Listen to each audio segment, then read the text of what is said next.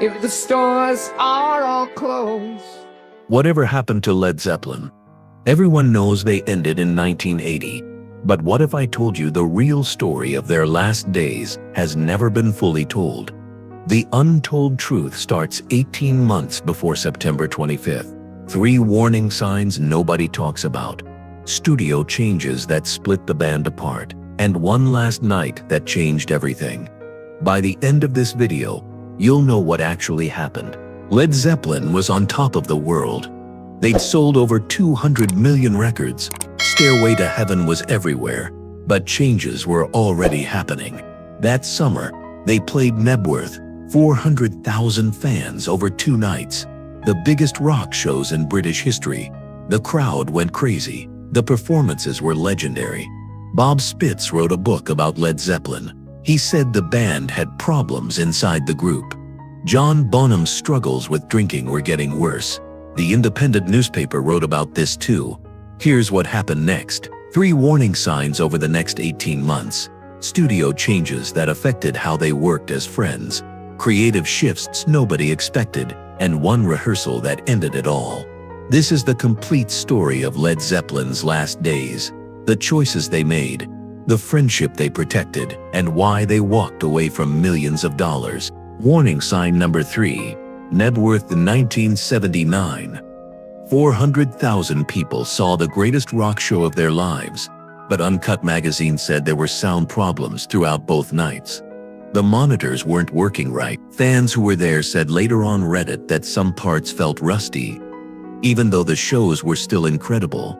The fans didn't notice most of these issues. They were too busy going wild to Whole Lotta Love and Kashmir. The reviews were amazing. These shows became part of rock history. Robert Plant worked the crowd like a master. He gave everything he had to make those shows special.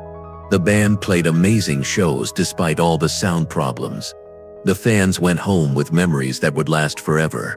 400,000 people witnessed rock history, but behind the scenes, the technical problems showed that even the greatest bands had tough nights. Were you at Knebworth? Drop a comment below and tell us what you remember. But this was just the beginning of their problems. What happened in the studio next revealed even bigger changes. For 12 years they were unstoppable. Picture this. 4 young guys from England taking over America. Jimmy Page's guitar flying through Stairway to Heaven. Robert Plant's voice hitting impossible notes. John Paul Jones holding it all down. And John Bonham hitting the drums like thunder. They created the soundtrack of a generation. Stadium rock was born. Heavy metal found its heart. Millions of kids picked up guitars because of them. But even legends face changes. Even gods have new challenges. The packed stadiums were about to become quiet rehearsal rooms. Warning sign number 2. Recording In Through the Outdoor in 1978. This should have been their comeback album, and it was successful. But the way they made music together changed completely. Louder Sound magazine reported that Robert Plant and John Paul Jones took control of writing the songs. Jimmy Page was dealing with personal problems. The way they worked as a group was different from their earlier albums. They still made a great album. Songs like All My Love showed their emotional depth. The album proved they could create beautiful music even when facing hard times. The studio problems were tough, but something much bigger was coming. A year and a half later came warning sign number 1, September 24th, 1980. Bray Studios. The last rehearsal. What happened that day changed rock music forever. September 24th, 1980. Bray Studios, outside London. Led Zeppelin got back together for their first rehearsal in months. They were planning a huge US tour, 30 shows, millions of dollars. A chance to be kings again. The Independent newspaper and road manager Richard Cole wrote about what happened next. John Bonham had been drinking all day. His mood was angry.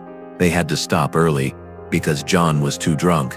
Jimmy Page wanted to keep the tour plans moving. The dates were already announced. Tickets were selling fast. He hoped they could work through the problems.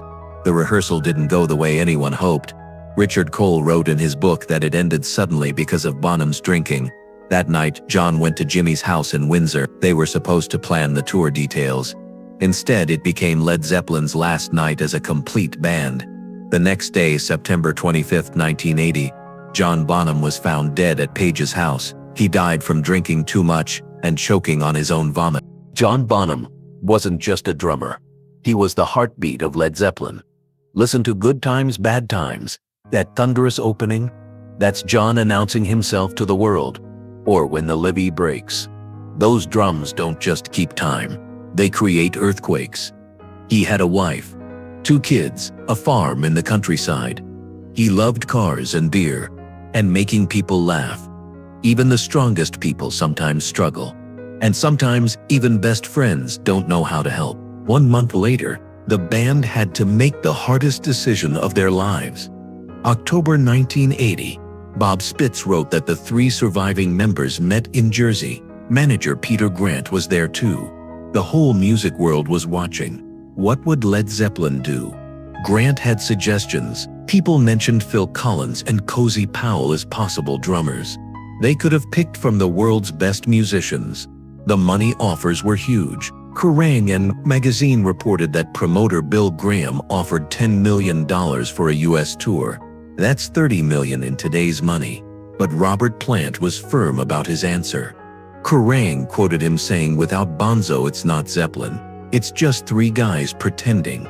Cream magazine said Jimmy Page felt frustrated, but eventually understood that no one could replace Bonham. John Paul Jones barely spoke during these meetings. Later, he told Melody Maker, "Some things matter more than music. They could have been the richest rock band in history. Instead, they chose friendship. They chose respect. They chose to keep their brother's memory safe." On December 4th, they put out a simple statement: "We can't continue without our dear friend John Bonham."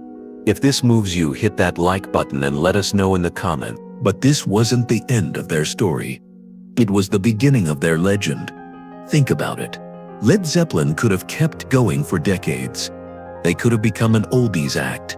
They could have damaged their reputation, chasing one more paycheck. Instead, they walked away at the top. They left us wanting more. They kept something perfect safe. Each member found their own way to honor what they built as friends. Each member found their own way to move forward. Here's what happened to them. After Led Zeppelin ended, Robert Plant started over completely. His first solo album, Pictures at 11, came out in 1982. It sounded nothing like Led Zeppelin. That was the point. In an interview with Cream magazine, Plant said, "I couldn't just redo Zeppelin. That would be wrong to John's memory. I had to carry the spirit forward in a new way." He won Grammys. He worked with Alison Krauss. He explored world music. He proved he was more than just Zeppelin's singer. He was an artist on his own. Jimmy Page became the keeper of their memory. He worked on cleaning up all their old music. He created box sets filled with rare tracks that fans had never heard before. Sounds magazine reported in 1985 that Page worked hard to save their music so kids in the future could hear it. His work made sure new generations could discover the magic. Every box set was a tribute to what they'd built together. Melody Maker wrote about how John Paul Jones quit rock music completely. He wrote classical music. He produced other artists. He worked with everyone from REM to Dave Grohl. Jones rarely talked about Zeppelin in interviews, but his work spoke for itself. Every bass line, every arrangement, every quiet moment of genius proved he was moving forward while honoring the past. 3 men, 3 different ways of dealing with loss, 3 different ways of keeping their brother's memory alive. As the years went by, fans around the world kept asking the same question. The press asked it too. Promoters offered millions for the answer: would Led Zeppelin ever get back together? Letters came in from around the world. MTV asked every year. Rolling Stone made it an annual story. The answer was always the same. But understanding why they kept saying no? That's where the real truth lives. Why did they keep walking away from easy money and sure success? July 1985. Live Aid, Wembley Stadium. For one night only, the 3 surviving members took the stage with Phil Collins on drums. It should have been magical. Instead, it was painful. Q magazine found old rehearsal tapes that were never released. They showed Phil Collins struggling to match Bonham's style. Plant and Page argued over which songs to play. The timing was off. It didn't feel the same. Robert Plant looked uncomfortable. Jimmy Page's guitar was out of tune. Even the crowd could sense something was wrong. That night proved their point. Led Zeppelin wasn't just 4 musicians. It was a special chemistry.